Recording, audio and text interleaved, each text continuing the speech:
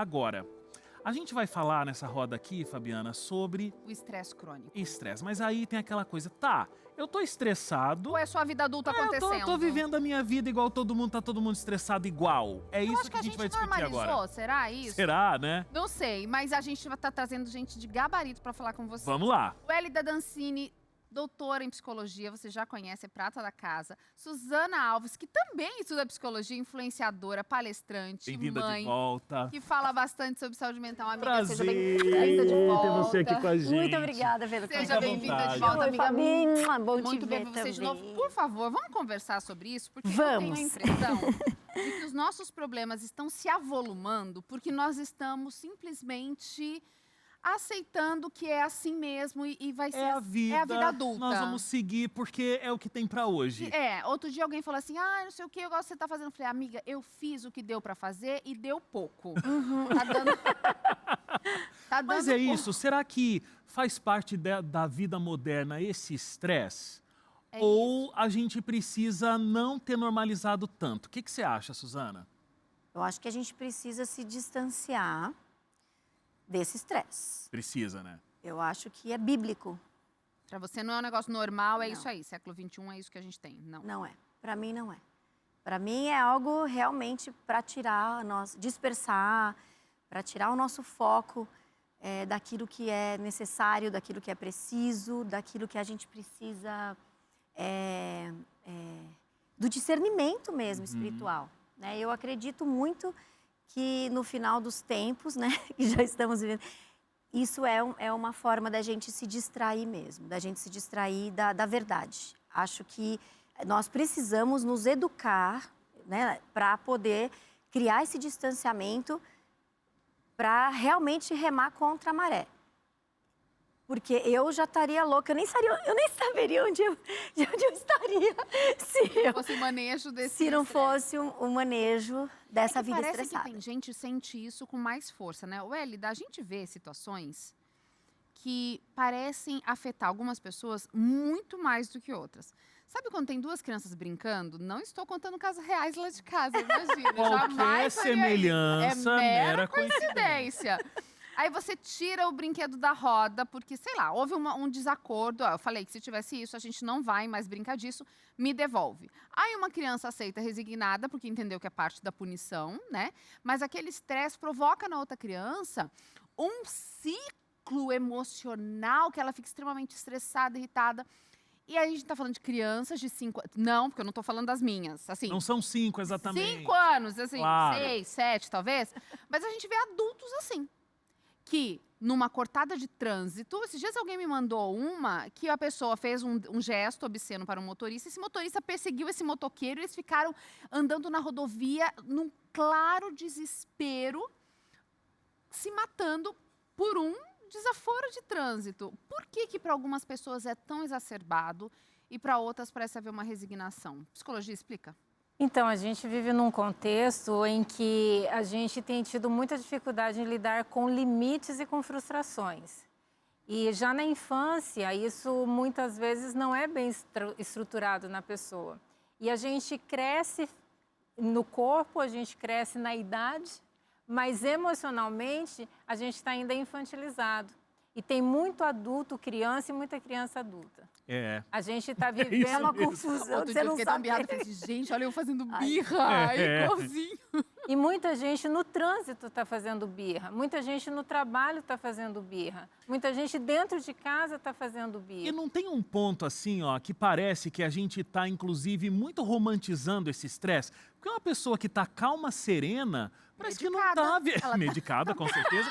Mas ela não parece que não tá vivendo direito, né? Porque se eu tô trabalhando e eu não tô estressado... Não tô certo. Eu não consigo realmente dar atenção pra minha família, porque eu tenho que trabalhar, eu tenho que estar estressado. Eu encontrei com alguém, se eu não falar, gente... Tô morto. Não aguento mais, tá uma loucura, não tem tempo pra nada, parece que eu não tô vivendo nesse mundo. Então também não tem, você não acha, Suzana, uma supervalorização desse estresse? Acho que é natural. Acho que é Você tá natural. com os mesmos problemas mentais, amiga. A gente fala o outro, repete, exatamente. Eu justamente ia falar sobre isso. Eu acredito muito que é o estado emocional da pessoa. Aham. Então, tudo é de dentro para fora. E a Não é gente, verdade, e a doutora? gente acha também que, assim, se eu não estiver vivendo numa pressão, eu não estou sendo um profissional de alta performance. Produtividade. Isso. A minha produtividade é medida pelo meu nível de estresse, de pressão, de resolutividade, de fazer um monte de coisa ao mesmo tempo. Mas daí não é aquele amigo que fala assim, eu tô com gripe, eu tô com resfriado, eu quebrei a perna, eu tô com Também, braço, mas eu esse tô é com um outro, câncer, esse não, é eu um tô outro morrendo tipo. amanhã. Esse é um outro tipo. Não é isso? É, a Esse é outro que reclama polarização, demais. né? Esse é um Reclama de outro. tudo, né? Não é, eu não acho que. Estresse, isso? Pra quem é amigo, pra quem. É verdade. Pensa, reclamar. Se a gente for pensar na semântica da palavra eu, né? Reclamar é você clamar duas vezes. Então, você tá falando daquilo, você tá clamando de novo aquele perrengue. Isso não gera um estresse? Com certeza. O que eu gostei muito do Leandro, que ele falou, foi muito interessante ele colocar para fora todos os diagnósticos dele, né? Porque eu sou outra pessoa depois do meu diagnóstico. Na verdade, eu dei um salto. Não que eu sou outra pessoa, ai, mudou completamente. Mas o meu cérebro mudou. Você se entendeu. Eu por dentro me acalmei. Então, naturalmente, por fora, porque antes eu fazia muitas coisas para me acalmar por fora. Então, eu fazia natação. Eu não sabia o que acontecia, por que minha mente era tão barulhenta. E aquilo era um estresse muito grande para mim. Eu tornava o ambiente muito estresse. A minha casa, os relacionamentos Quem da vivia com a com você, família. ela não surtava também?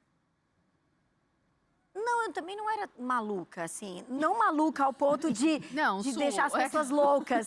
Mas assim, agitação. Eu era agitada. Eu era muito agitada. Então, assim, eu queria o tempo todo fazendo coisas. Eu não conseguia sentar para assistir uma série no sofá.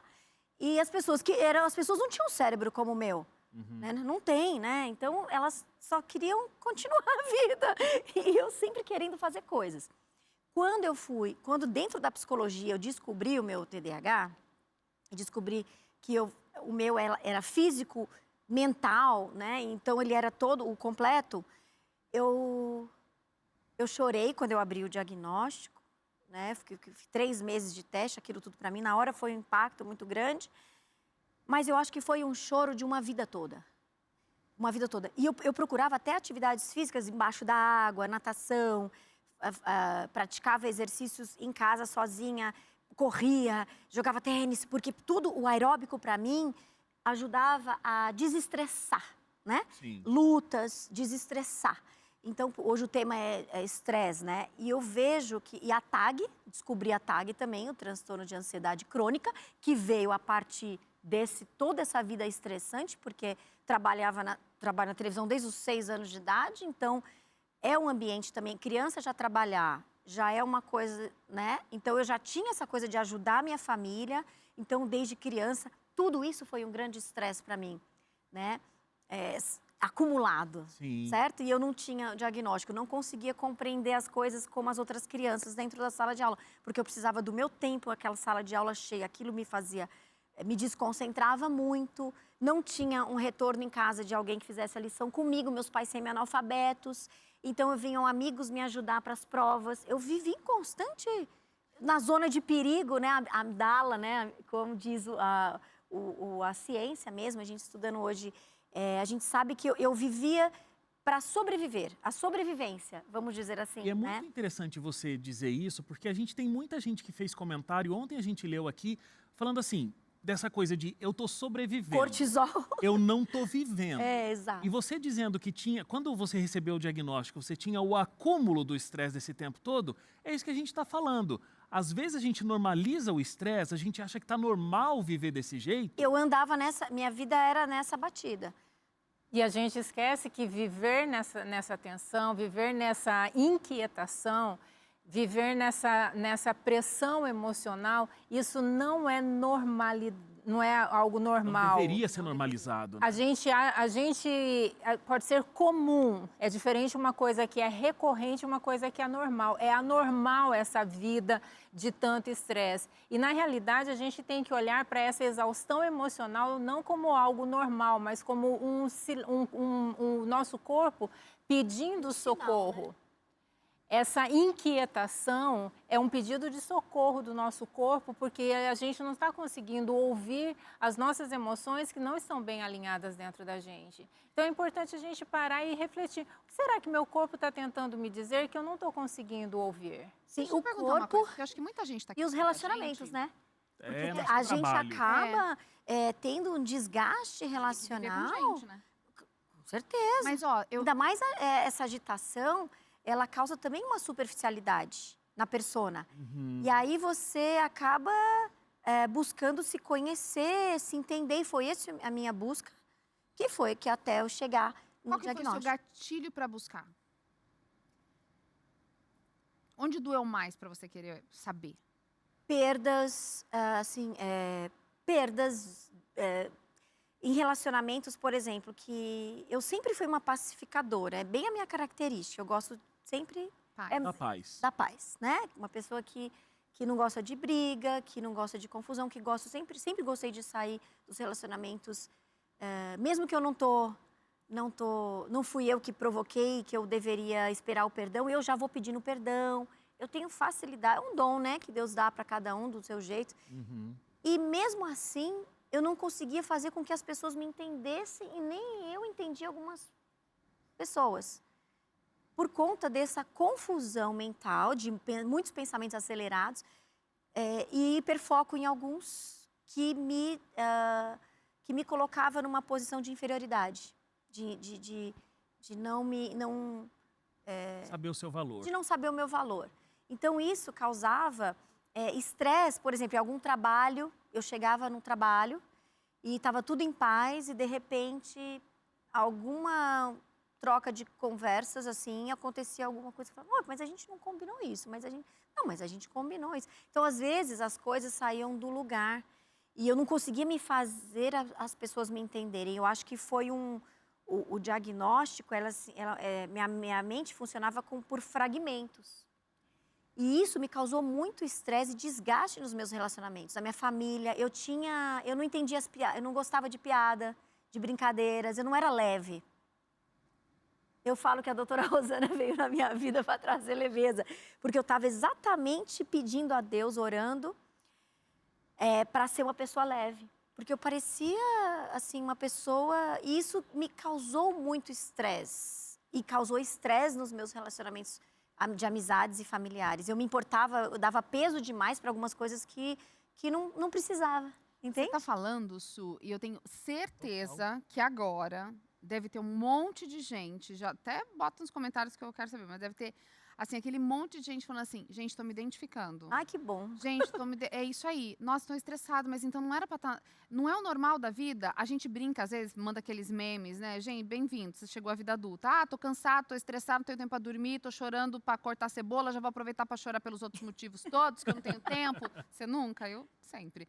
Aí a gente já chora, já faz um alívio ali.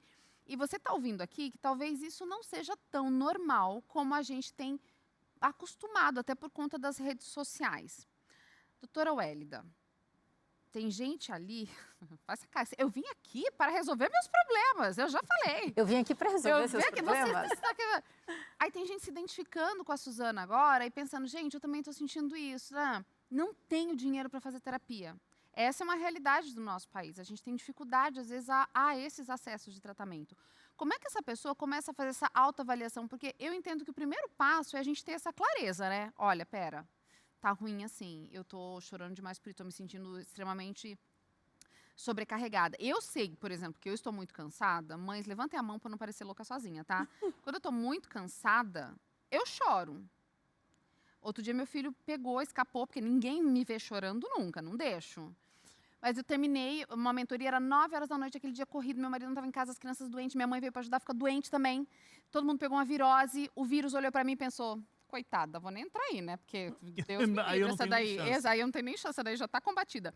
Eu estava descendo do escritório para casa, parei na portaria do meu condomínio e a primeira coisa que eu fiz, eu chorei. Exausta, exausta, exausta. E parece que aquilo aliviou. E eu pensei, tô com muita coisa, preciso dar uma aliviada, preciso descansar, mas hoje eu me conheço, fiz muitos anos de terapia, eu entendo meus processos. Mas talvez quem esteja ouvindo a gente agora, tá ouvindo a Suzana, tá se identificando, tá ouvindo isso e pensa, gente, eu não tenho dinheiro para terapia. Como é que eu começo a entender isso? Ficar chorando igual a Fabiana. Não, e a que eu Fabiana, choro, mas depois eu resolvo. Você acertou na mosca aqui, porque ó, chegou um comentário agora da Vânia. Tô falando, eu sou a persona desse Olha programa. só, eu vivo com ansiedade e depressão, não consigo atendimento profissional no SUS e não tenho com quem contar. O que eu posso fazer? Muito complicada essa situação. É né? muito complicado, muito real e são questões muito necessárias também. Então, assim, o primeiro ponto que a gente precisa olhar, você que está vivendo uma situação dessa, primeiro ponto, parar. Parar não é sinal de fraqueza, parar é estratégia. Vou repetir. Boa. Parar não é fraqueza, é estratégia. Então você precisa parar, respirar. Respirar é o melhor remédio que você pode dar para você nesse momento. E você começar então a olhar para você em busca de pequenos passos, pequenas mudanças que você pode fazer para começar a organizar a sua rotina. Talvez você não pode fazer uma grande viagem para você se desestressar, mas você pode sair para fazer uma caminhada no parque da cidade, começar a olhar para você, a valorizar a pessoa que você é, oferecendo para você o seu maior patrimônio que você pode oferecer, autocuidado. Isso pode significar um banho que você vai tomar mais demorado, um momento para você parar e respirar, um momento para você dar uma caminhada, um momento para você pensar em silêncio. A gente tem medo do silêncio. A gente, quando não tem nada para fazer, a gente pega o celular porque a gente tem medo da nossa mente ficar em silêncio, porque a gente tem medo de pensar. E aí a gente fica nesse processo de aceleração. Então, parar é estratégico. Então, para e começa a refletir sobre a sua vida e comece a fazer um processo de estruturação. Começa a organizar a sua rotina. Ainda que você não consiga organizar todas as coisas, comece um passo de cada vez. E isso vai gerando pequenas transformações. Eu queria resgatar uma fala da Suzana aqui, quando ela falou sobre o diagnóstico. Porque muita gente vive nessa sobrecarga e morre de medo de buscar um diagnóstico. Eu. Por quê? Porque muita gente, Fábio, fala assim, diagnóstico é uma condenação. Porque aí eu vou achar... Pelo contrário, né? Eu vou descobre um negócio passar o que você não queria resto da descobrir. minha vida. Eu sou TDAH mesmo. Tudo que é para descobrir é porque tem que resolver. Mas esse é um medo que a gente tem. Mas Tem. você percebe quando ela falou assim, olha, quando Você vai eu mudar descobri- esse Mas daí vai mudar o quê, né, se for? Quando eu Outro descobri pensamento. o TDAH, ela passou um momento de luto, chorou, não queria isso para mim, mas isso trouxe respostas. Nosso cérebro precisa de respostas. Precisa entender o que está acontecendo comigo. Então, não fuja do diagnóstico, porque o diagnóstico não é uma condenação, o diagnóstico é libertação. É você entender não o lugar onde você gostaria de estar, talvez, mas o lugar que você está agora. E quando a gente descobre o nosso diagnóstico, a gente não fica preso nesse lugar, mas porque o diagnóstico não é um ponto de chegada, o diagnóstico é um ponto de partida. Porque depois que você né? tem... Depois que você tem o diagnóstico, você consegue, então, estabelecer uma rota de como você vai sair dessa exaustão, dessa confusão, dessa hiperatividade, de todas essas coisas que estão acontecendo. E você começa, então, a traçar um mapa, traçar uma rota para passo a passo, porque não é sair do 8 para o 80, mas passo a passo, você começa a entrar num processo de estruturação, de libertação e de cura. Até Perfeito a fala dela. Perfeito. Porque eu já fazia terapia antes de... Eu descobri o TDAH tem 3 anos. 3 anos, Você 4 estuda anos. psicologia. Eu já faço terapia, já fazia terapia já há uns 15 anos. Quando eu já fazia 15 anos terapia antes de descobrir o diagnóstico. E a terapia, eu já fazia muito reavaliação da minha própria vida, avaliação. Eu falo detox, né? Falo reciclagem, né? Porque a gente precisa... E tudo baseado na palavra de Deus, que é muito importante isso também. Agora, o diagnóstico parece que foi um salto assim no campo emocional mesmo. Por quê? Porque tinham coisas que eu não conseguia... O grosso estava ali, estava sendo trabalhado, o grande, a pedra, né? Mas tinham coisas ali que eu não conseguia ver evolução em mim, sabe? Eu continuava patinando. Quando o diagnóstico saiu, que a doutora estava falando, que eu entendi, eu comecei a me ver diferente. Eu comecei a me perdoar. Eu comecei a olhar e falar assim, nossa, então esse rótulo que colocaram, minha família colocou, por exemplo, meus sobrinhos brincando e fazendo brincadeira, né? Porque a tia, se eu não estou organizada na minha rotina, por exemplo, a tia vem para cá, traz marmita, porque ela não come o que todo mundo come, a tia é engraçada, a tia tem entender. A tia é muito agitada. E eu cheguei à conclusão de que, assim, o que eles estão falando, tudo bem, porque, assim, eu sei agora quem eu sou, é só a percepção deles. Eu amo a minha família, eles são maravilhosos. Mas são as pessoas mais próximas que fazem essas solicitações. Uma situação assim, ó, essas brincadeiras. Ai, gente, é tanta coisa pra falar que eu queria falar tudo, mas não é porque, assim, a família é uma... Vamos fazer 2 dias de jornada e vamos trazer Suzana. Isso. Vai ficar 2 dias aqui. Você falou da família. E a gente tem uma questão aqui muito importante, que é justamente como que a família pode ajudar. Porque, às vezes, essa pessoa que está super estressada, que está cansada, que está se sentindo desfalecendo, ela nem consegue buscar ajuda, porque ela acha que ela tem que dar conta de tudo. Ela tem que administrar, os filhos são dela, a rotina é dela. Gente, é o meu BO, fazer o quê? É isso aí, a vida adulta. Como é que a família pode ajudar, Wélida, se nem eu peço ajuda para a família? Não estou falando que é meu caso. Família, mãe, tá todo mundo prestando atenção aí agora? Marido? Agora eu entendi porque ela mandou o link para todo mundo antes de começar o programa. É para esse momento. Cunhados, aqui, todo mundo agora, presta bem atenção que a Wélida vai responder, vai. Bom, existe a questão da família que precisa ser a nossa rede de apoio, e é muito importante a gente poder contar com a família, nos ajudar nos nossos desafios, na nossa sobrecarga. É muito importante a gente ter com quem contar. Mas também é muito importante a gente ouvir a família. Porque muitas vezes... Não é para mim, a família... um caso hipotético. Claro. Eu trouxe um caso hipotético. Exatamente. Não é, Wélida? Muitas vezes a família ela começa a dar sinais. E esses sinais eles podem ser explícitos ou podem ser implícitos. Por exemplo, às vezes os filhos começam um processo de afastamento dos pais, porque não estão dando conta dessa sobrecarga, que muitas vezes essa sobrecarga se manifesta em agitação, mas pode se manifestar também em explosões, em irritabilidade, em agressividade. E muitas vezes, quando a gente age com essa intensidade, com essas explosões dentro de casa, principalmente os filhos, eles se sentem, não têm recursos para enfrentar e para se posicionar diante dos pais, dizendo, olha, você está me ferindo. Então, começa esse processo de distanciamento físico, lembrando que sempre antes de um distanciamento físico, já aconteceu um distanciamento emocional. Então, a gente precisa fazer essa leitura. Como que anda a minha relação dentro de casa? Será que tipo de sinal que a minha família está dando? Por outro lado, é importante que essa família também esteja me observando e percebendo que tipo de sinais o meu pai, a minha mãe ou os meus filhos estão me oferecendo e que, de repente, eu não estou percebendo. Porque, sabe, Fábio, eu ouço muito no consultório a gritaria acaba, entre aspas, a gritaria acaba. Foi assim na tua casa? Você sentiu isso? Sim, eu percebi porque minha mãe sempre gritou. Eu falei, nunca quero casar e nunca vou gritar, em nome de Jesus.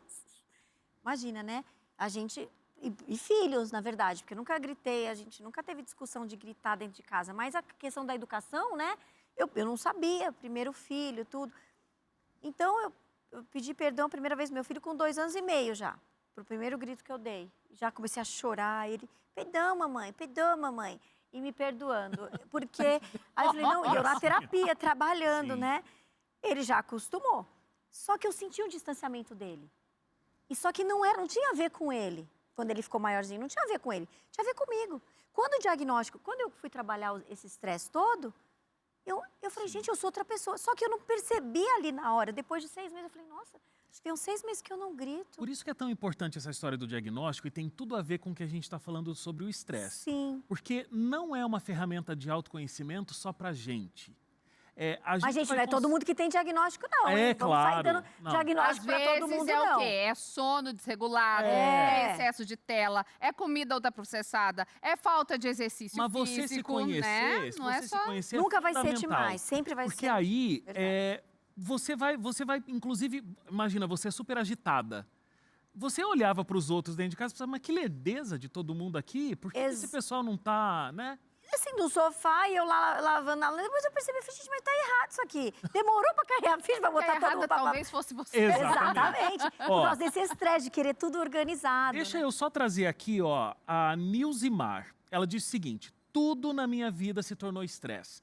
Casa, casamento, marido. Aí ela coloca em letras garrafais assim. Socorro! Estou vendo a hora de ter um infarto, um AVC ou perder o juízo de vez. Me ajudem.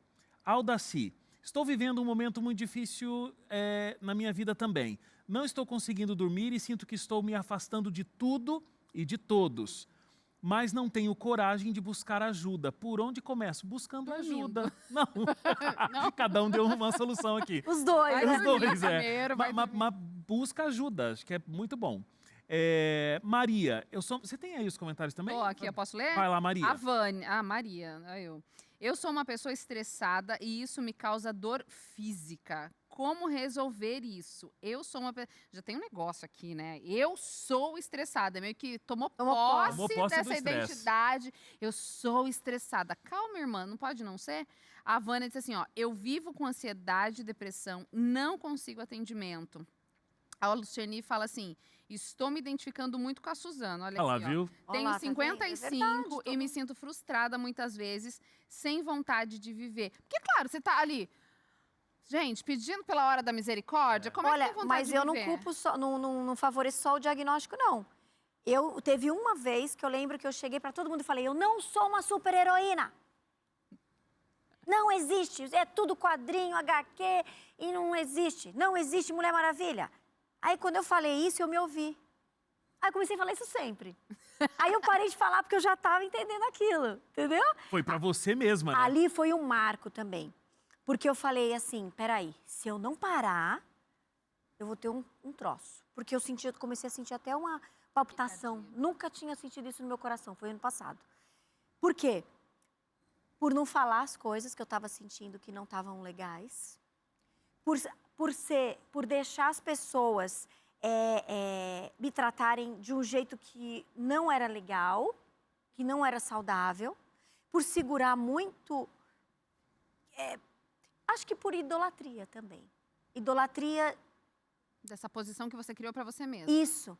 Eu posso, eu consigo. Mas aqui a Maria, eu sou estressada. Exato. A gente não assume isso, Wélida, como uma coisa nossa e faz parte da minha personalidade. Não, por isso que eu eu não gosto dessas coisas de temperamento. Eu sou... isso tá na moda agora. Não sei se vocês gostam, mas assim... Não, também. Eu acho Aí agora a gente não vai nem falar que gosta, né? Porque...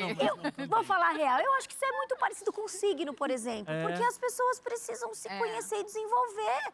E aí, tudo que você fica ali pontuando... Mas nem signo é mutável. O povo não fala, não é só o signo. Tem o negócio da lua, tem o negócio... Então, mas a o gente vai temperamento achando é assim jeito também. pra explicar. Mas o que eu temperamentos acho interessante quando as pessoas falam assim, eu sou assim, mas ao mesmo tempo ela fala assim, me ajuda.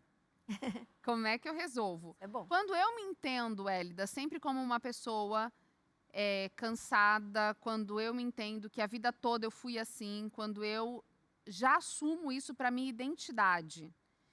E parece que, embora eu não esteja aguentando mais o fardo, eu também acho que os outros não... É isso, eu sou assim. Não estou aguentando, mas eu sou assim. Como é que eu faço para lidar com essa dualidade? Primeiro ponto, quando essa pessoa coloca aí essa e tantas outras, né? Só uma representação, me ajuda. Eu devolveria uma pergunta. Você está se ajudando? Ai. Porque muitas vezes a gente fica esperando que o outro nos ajude, mas a gente não está se ajudando. E ninguém consegue ajudar quem não quer ser ajudado. Se não partir de você o processo de você se ajudar, ninguém vai conseguir fazer praticamente nada por você. Eu recebo muitas mensagens, muitas perguntas e falando sobre ansiedade, sobre pressão, sobre todas essas questões. E eu sempre pergunto assim, o que você está fazendo por isso? E a maioria, 98% das respostas que eu recebo é nada.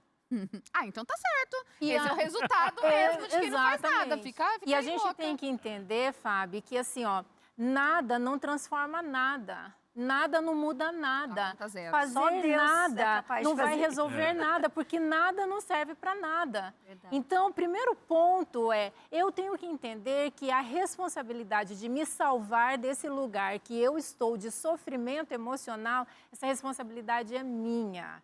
Mas o governo não está dando suporte, mas a minha família não está entendendo. E eu sei que tudo isso é real, todas essas coisas acontecem.